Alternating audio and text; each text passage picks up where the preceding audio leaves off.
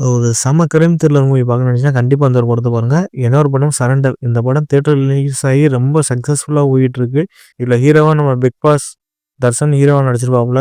படத்துல ஸ்டார்ட்டிங்ல போய் உட்காந்து, சரி சும்மா டைம் பாஸ்க்கு தான் போய் பார்ப்போம்னு சொல்லி பார்த்தா, அந்த படத்துல எப்படி சொல்றது, ஸ்டார்ட்டிங்ல இருந்து எண்ட் வர நான் ஒரே பதட்டத்தின் உச்சத்துல நம்மள வச்சிருப்பானுங்க. படம் பார்க்கும்போது எப்படி சொல்றது, எப்புட்றா அதெல்லாம் யோசிச்சு எடுக்குறீங்க அப்படின்னு தான் நமக்கே தோணுச்சு. இதுல சாங்ஸு, ஹீரோயின் எதுவுமே கிடையாது. முக்காவாசி இது ஒரே பிஜிஎம்மா தான் போட்டு நம்மள சிதற விட்டுருப்பானுங்க. படம் ஒரு மஸ்ட் வாட்சான ஒரு ஃபிலிம் காய்ஸ்.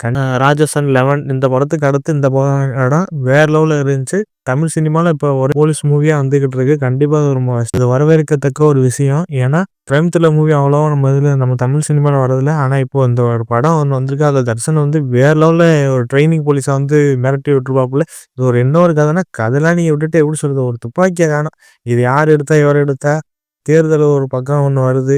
இதுக்கு முன்னாடி யார் இருக்கா அப்படின்னு ஒரு கான்செப்ட் போட்டு வச்சிருக்கானுங்க. படம் பார்க்கும்போது கண்டிப்பா சொல்றேன். படம் முனிஷ்காந்த் காமெடி பண்றாப்புல. நம்ம லால் சார் போலீஸ் ரைட்டராவே அதுல வாழ்ந்திருப்பாப்புல. படம் பார்க்கும்போது தெரியும். அவர் குடுக்குற இந்த ஐடியாவுல இருந்து எல்லாமே நமக்கு சூப்பரா இருக்கு. தர்ஷன் அவர பத்தி எப்படி சொல்றது?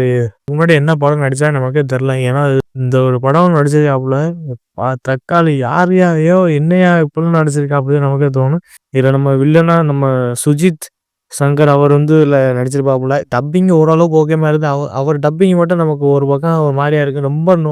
ரொம்ப நோட் பண்ணி பார்த்தா, அவர் ஒரு பக்கம் பேசுற மாரி இருக்கு. டப்பிங் ஒரு பக்கம் பேசுற மாரி தான் இருக்கு. மித்த இடத்துல நம்ம எல்லாமே ஓகே.